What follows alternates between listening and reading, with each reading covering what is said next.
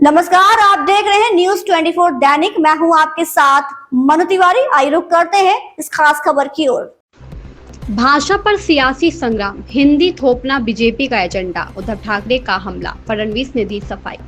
महाराष्ट्र में स्कूली शिक्षा को लेकर एक नई बहस ने तूल पकड़ लिया है। शिवसेना प्रमुख और राज्य के पूर्व मुख्यमंत्री उद्धव ठाकरे ने गुरुवार को केंद्र और राज्य सरकार पर तीखा हमला करते हुए आरोप लगाया कि भाजपा हिंदी थोपने का छिपा हुआ एजेंडा चला रही है। उन्होंने कहा कि महाराष्ट्र में भाषाई आपातकाल लादने की कोशिश की जा रही है। किसी भाषा से विरोध नहीं पर थोपा नहीं जा सकता, उद्धव ठाकरे ने कहा।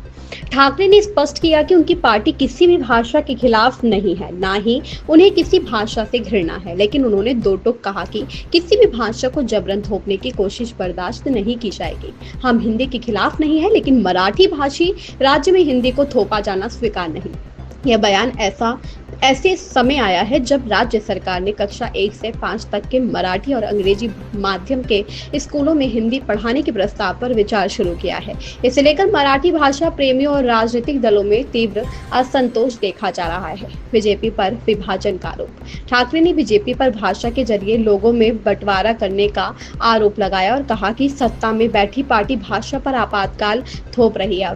उन्होंने कहा कि यह सब राष्ट्रीय शिक्षा नीति के नाम पर किया जा रहा है, लेकिन इसका असली मकसद सांस्कृतिक समरूपता थोपना है।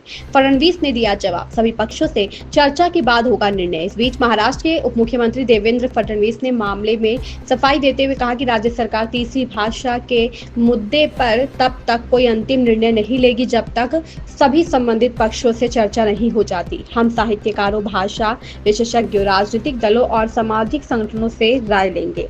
एनईपी के क्रियान्वयन से पहले सभी का दृष्टिकोण जानना जरूरी है। फडणवीस ने बताया कि मुंबई स्थित सरकारी निवास पर सोमवार रात एक उच्च स्तरीय बैठक हुई थी, जिसमें उप मुख्यमंत्री एकनाथ शिंदे, स्कूल शिक्षा मंत्री दादा भूसे, राज्य मंत्री डॉक्टर पंकज भोयर और वरिष्ठ शिक्षा अधिकारी शामिल थे। राजनीतिक बनाम नीति, भाषा के मुद्दे पर टकराव। भाषा की नीति को लेकर चल रही यह बहस केवल शैक्षणिक नहीं बल्कि राजनीतिक रंग भी पकड़ती जा रही है। एक तरफ उद्धव ठाकरे जैसे नेता इसे मराठी अस्मिता से जोड़ रहे हैं, तो वहीं राज्य सरकार इसे शिक्षा सुधार का हिस्सा बता रही है। विश्लेषण, क्या है तीसरी भाषा फार्मूला? राष्ट्रीय शिक्षा नीति के तहत प्राथमिक शिक्षा में त्रिभाषा फार्मूला लागू करने की बात कही गई है, जिसमें छात्रों को 3 भाषाएं सीखने का अवसर मिलना चाहिए। फुरकान खान की रिपोर्ट। इस खबर में बस इतना ही। बने रहिए हमारे साथ और देखते रहिए न्यूज 24 दैनिक।